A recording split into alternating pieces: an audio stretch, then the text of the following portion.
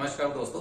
आज मैं मिलवाना चाहता हूँ नागदा के और उज्जैन डिस्ट्रिक्ट के सुप्रसिद्ध डॉक्टर विनय सरकार सर से। और आइए उनके बारे में कुछ जानते हैं, उनके होम्योपैथी के बारे में कुछ जानते हैं। हेलो, नमस्कार दोस्तों। माई सेल्फ डॉक्टर वीके सरकार, homeopathy consultant, psychiatric and dermatology also, and at present RMO in Nagda hospital. Pathy के बारे में आप कुछ पूछ रहे थे। होम्योपैथी क्या है और ये किसके लिए है? जी, होम्योपैथी भी एक पैथी है बाकी पैथीज की तरह, और हमारे वर्ल्ड में कुल 4 पैथीज ही पाई जाती है: एलोपैथी, होम्योपैथी, आयुर्वेदिक एंड यूनानी। और होम्योपैथी का सिद्धांत है सिमिलिया सिमिलिस क्यूरेंटर, यानी कि समान से समान की चिकित्सा। जैसा कि आपने सुना होगा, जहर से जहर करता है, लोहा लोहा को करता है, ठीक इसी पद्धति पे हमारी पैथी काम करती है। और ये पैथी किसके लिए है? तो ये पैथी हर एक पेशेंट, हर एक मरीज के लिए। ये पैथी किसी स्पेशल डिजीज के लिए नहीं कि सिर्फ इसी के लिए काम करती है। हर एक बीमारी का समाधान इसमें है, और लाइलाज और कई बार ऑपरेशन से होने वाली डिजीज को भी बिना ऑपरेशन के ठीक करने की क्षमता ये पैथी रखती है। सर, होम्योपैथी काम किस तरह करती है, ये थोड़ा हमें बताइए। होम्योपैथी काम किस तरह करती है? जी नारायण, बहुत अच्छा प्रश्न किया आपने। होम्योपैथी किस तरह काम करती है, ये एक प्रश्न चिन्ह है, और ये एक ऐसा प्रश्न है, इसी की वजह से कई लोगों के जहन में ये क्वेश्चन मार्क खड़ा होता है कि होम्योपैथी काम ही नहीं करती है, ये तो प्लेसिबो मात्र है। एक्चुअली दिखने में बहुत ही छोटी छोटी साबुदाने की गोलियां जैसी होती है, लेकिन ये बहुत बड़े बड़े काम करती है। और मैं आपको एग्जांपल के तौर पे समझाऊं तो आपने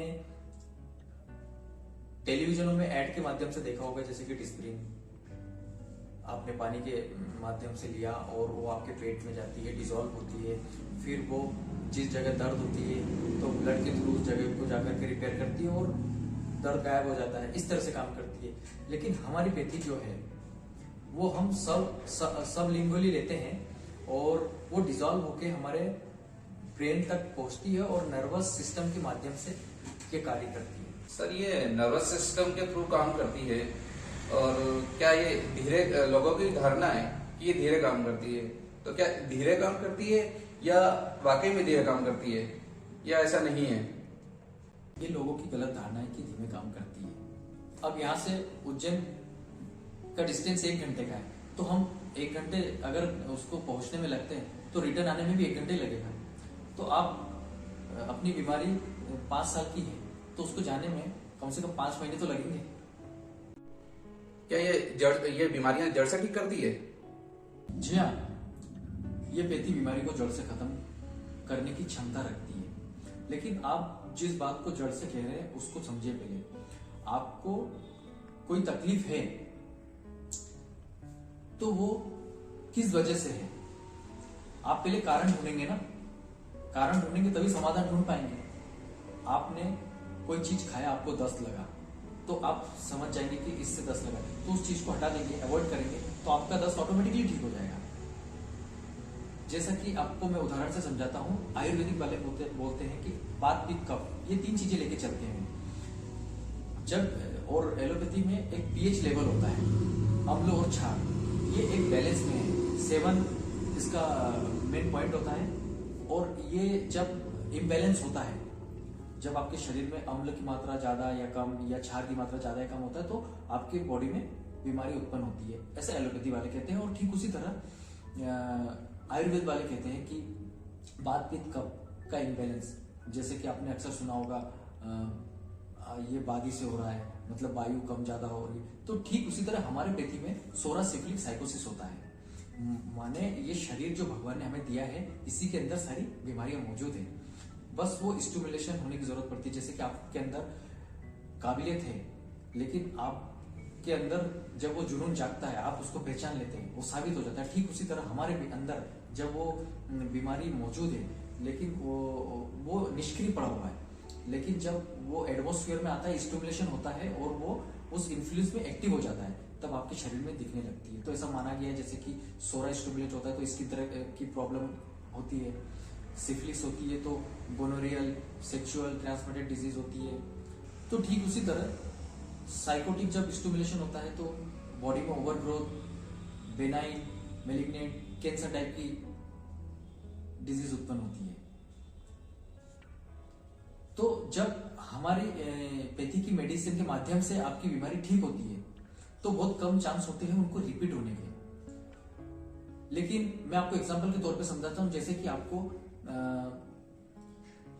कि आपको कोई सांस की तकलीफ, सांस के संबंधित कोई तकलीफ है और आप ठंडाई वाली जगह पे रहते हैं, आपके यहाँ सनलाइट बहुत कम आती है, बेसमेंट में नीचे रहते हैं, ठीक है, और तो आपको इस तरह की प्रॉब्लम बार बार क्रिएट होगी। आपको कोई स्किन प्रॉब्लम है और आप किसी लोहा इस्पात के कारखाने में काम करते हैं तो स्किन की प्रॉब्लम आपकी बनी रहेगी। तो आप दवा के माध्यम से उस चीज से भी अलग हटना पड़ेगा। लेकिन क्या होता है जब आप दूसरी पैथी से दवा से ये ठीक होते हैं लेकिन वो चीज बार बार आपके साथ, क्योंकि आपके साथ में वो बनी हुई है तो वो बार बार क्रिएट होती रहती है। लेकिन हमारी पैथी में ऐसा देखा गया है कि जब हमारी पैथी के माध्यम से ठीक होती है तो वो चीजें दोबारा रिपीट, इसीलिए आम भाषा में लोगों ने बोल दिया कि जड़ से ठीक हो जाती है। तो यही इसका मेन आंसर है कि जड़ से ठीक होती है, लेकिन दोबारा आने के चांसेस भी हैं, लेकिन 0.1%। सर ये लोगों की एक और धारणा है कि यह साइड इफेक्ट नहीं करती है मेडिसिन, तो क्या यह साइड इफेक्ट करती है या नहीं करती है, इस पे एक्सप्लेन करिए सर। जी हाँ, किसी हद तक मेरे हिसाब से यह भी गलत धारणा है।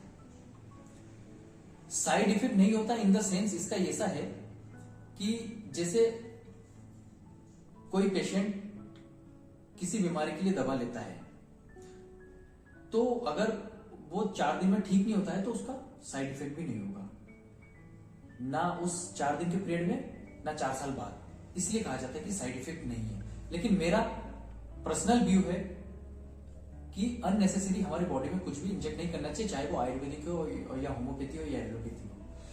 हम अगर स्वस्थ हैं तो अननेसेसरी हमारे शरीर में हमें कुछ भी डालने की अनुमति नहीं है।